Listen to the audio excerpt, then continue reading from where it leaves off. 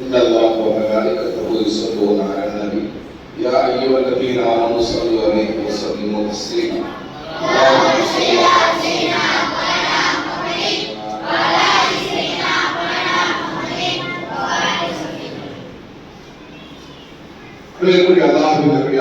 அல்ஹம்துலில்லாஹ் மிக உன்னதமான ஒரு மஜ்லிஸ்ல அல்லாஹ் நம்மை காக்க செய்திருக்கிறார். பலவிதமான நிகழ்ச்சிகளை நம்ம கலந்துக்கிறோம். அழைப்பு வருது, ஒரு நிக்காவுடைய அழைப்பு, உடனே மிஸ் பண்ணாம நம்ம போறோம். ஒரு வீடு திறப்பு விழா போறோம். இது மாதிரி ஒரு கடை திறப்பு விழா, பலவிதமான ஃபங்க்ஷன்களுக்கு விசேஷங்களுக்கு நம்ம போறோம். போயிட்டு என்ன பணம் கொண்டு வரோம், நம்முடைய ஜேப்ல இருந்து செலவு பண்ணிட்டு தான் நம்ம வரோம். ஆனா இந்த மஜ்லிஸ் அப்படி இல்லை. இந்த மஜ்லிஸ் நம்முடைய பாவங்களை மன்னிக்கக்கூடிய மஜ்லிஸ்,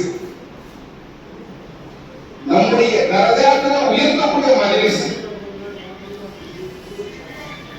அந்த பாவங்கள் மன்னிக்கப்படுகின்றன, தரஜாக்கள் உயர்த்தப்படுகின்றன, அந்த நன்மைகள் எழுதப்படுகின்றன. பெரிய விஷயம். ஒரு தடவை சாரா சொன்னாங்க, அன்னைக்கு சொல்ற அல்லாஹ்வின் நடிகார்களே, உலமாக்கள் அழகா சொன்னாங்க, கலிஃபாவாங்க நமக்கு அல்லா தொழில் கடமையாக்குறான். ஈமான் முதல்ல, ஈமான் தொழுது, நோன்பு, ஜக்காத், ஹஜ், அதான் இதர மீது கடமையாக்கினா நம்ம செய்வது கட்டாய கடமையா இருக்குது. நம்ம என்ன கடமையான விஷயத்தை நம்ம செய்யாத கட்டாயம் இருக்கிறோமோ, செய்ய வேண்டும் என்று செய்து கொண்டிருக்கிறோமோ, அது போல அல்லா ஒரு கடமை இருக்கு, அல்லா செஞ்சு கொண்டே இருக்கிறான். அது என்ன தெரியுமா? பாருங்க, அல்லாஹ் சுப்ஹானஹு வ தஆலா சொல்லக்கூடிய விஷயம். தொழுகை இதெல்லாம் நம்ம செய்யறோம், அல்லாஹ் சொல்லிருக்கான். அல்லாஹ் தான் எவ்வளவு நம்ம செய்யறோம், என்ன செய்யறான்? அவருடைய ஹபீப் மீது ஸலவாத் சொல்லிக்கிட்டே இருக்கிறான். இது நமக்கு தெரியுமா? அல்லாஹ் சொல்லிட்டு நம்ம ஆயத்து ஓதுறதுல நீங்க ஸலவாத் சொன்னீங்கல்ல, இது வசனமே இல்லை. என்னுடைய ஹபீப் மீது நான் ஸலவாத் சொல்றேன், நீங்களும் ஸலவாத் ஓதி கொண்டே இருங்க. நம்ம என்ன நினைக்கிறோம், ஒரு சில டைம் எடுத்துட்டு ஒரு சில டைம்ல தான் ஸலவாத் சொல்றோம். அல்லாஹ் சொல்லிக் கொண்டே இருக்கிறான், இடைவெளி இல்லை, விடுறதே இல்லை, சொல்லிக் கொண்டே இருக்க அல்லாஹ் மீது. குர்ஆன்ல சொல்றான், வரஃபஅனா லக திக்ரக், என்ன சொல்றான்? உங்களுடைய புகழை நாம் உயர்த்தி விட்டோம். அல்லாஹ் சொல்லிருக்கு. அதுக்கு நம்ம சொல்றதுக்கு காரணமாக நம்ம அல்லாஹ் விசுவாசத்தை உயர்த்திடுவோமா? இல்ல. அன்னைக்கு சொல்ற எந்த அளவுக்கு ஒரு மனிதன் ஸலவாத் சொல்றானோ, ஸலவாத் சொல்ல சொல்ல அவன் உள்ளத்திலிருந்து நயவஞ்சகத்தன்மை அங்க எழுதுறாங்க. முதல்ல விஷயம், அவ்வளவு பெரிய விஷயம் தான் நயவஞ்சகத்தன்மை, முனாஃபிக் தன்மை. இது யாருக்கு கிடைக்கும்? பாருங்க, இன்னைக்கு நயவஞ்சகத்தன்மை தான் அவங்க உட்கார ஏன் ஸலவாத் சொல்றீங்க, இதெல்லாம் ஜாயிஸ் கிடையாது.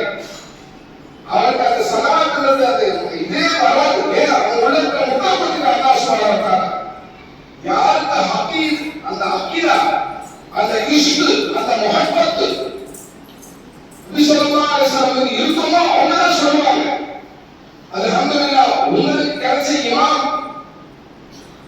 இஷ்க் ரசூல், அது மீது அக்கீதத் அஸ்லத் வைக்கக்கூடியவங்க.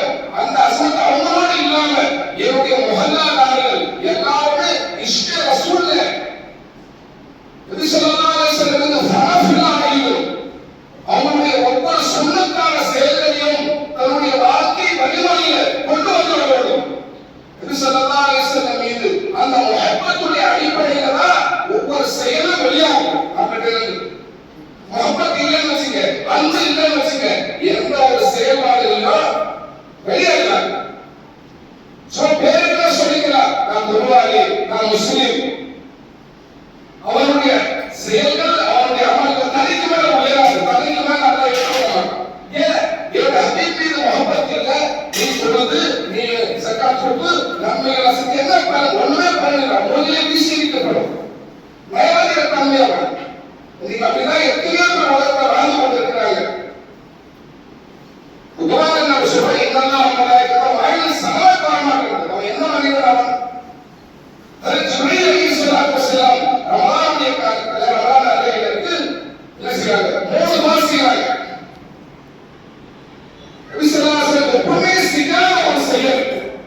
பிறகு